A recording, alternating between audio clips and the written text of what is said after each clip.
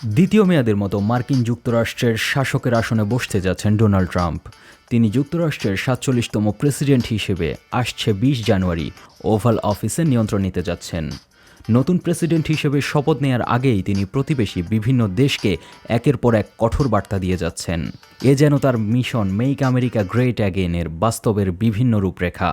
গত পরশু মার্কিন প্রতিবেশী কানাডার প্রধানমন্ত্রী জাস্টিন ট্রুডোর পদত্যাগের পর আজ ট্রাম্প এমন একটি মানচিত্র প্রকাশ করেছেন, তাতে দেখানো হচ্ছে উত্তর আমেরিকার মানচিত্রে কানাডার কোনো অস্তিত্ব নেই, মার্কিন যুক্তরাষ্ট্র পুরোটা জুড়ে আছে। আজকে ট্রাম্প তার ট্রুথ সোশ্যালের ভেরিফাইড আইডিতে এমন দুটি মানচিত্র প্রকাশ করেছেন। কিছুদিন আগে তিনি পানামা খালের নিয়ন্ত্রণ কেড়ে নেয়ার হুমকি দেন এবং ডেনমার্কের কাছ থেকে গ্রিনল্যান্ড কিনে নেয়ার প্রস্তাব দিয়েছেন। তবে তারও আগে তিনি কানাডার প্রধানমন্ত্রী জাস্টিন ট্রুডোর উপস্থিতিতে তার দেশকে নিয়ে যুক্তরাষ্ট্রে একীভূত হয়ে যাওয়ার প্রস্তাব দেন।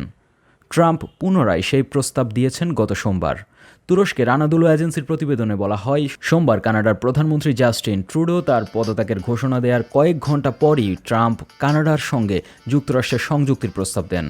ট্রাম্প তার ট্রুথ সোশ্যালে শেয়ার করা এক পোস্টে বলেন, অনেক কানাডীয় জনগণ যুক্তরাষ্ট্রের ৫১তম রাজ্য হওয়ার বিষয়টি পছন্দ করেন। যুক্তরাষ্ট্র আর কানাডার বিপুল বাণিজ্য ঘাটতি ও ভর্তুকি সহ্য করতে পারছে না। এদিকে ট্রুডোর পদত্যাগের সাথে ট্রাম্পের অর্থনৈতিক হুমকি জড়িত আছে বলে অনেক বিশ্লেষক মনে করছেন।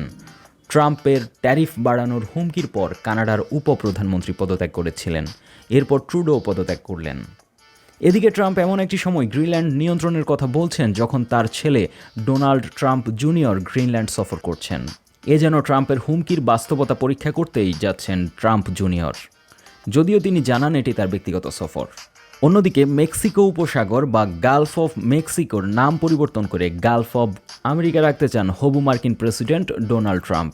মার্কিন স্থানীয় সময় মঙ্গলবার ৭ জানুয়ারি ফ্লোরিডার মার-কে-লাগোতে এক সংবাদ সম্মেলনে এই কথা বলেন তিনি জানান সঠিক সময়ে তার সরকার মেক্সিকো উপসাগরের নাম পরিবর্তনের জন্য পদক্ষেপ নেবে। এরই সাথে প্রতিবেশী মেক্সিকোর উপর ট্রাম্পের বাণিজ্য যুদ্ধের খড়গ নেমে আসার ইঙ্গিত পাওয়া যাচ্ছে।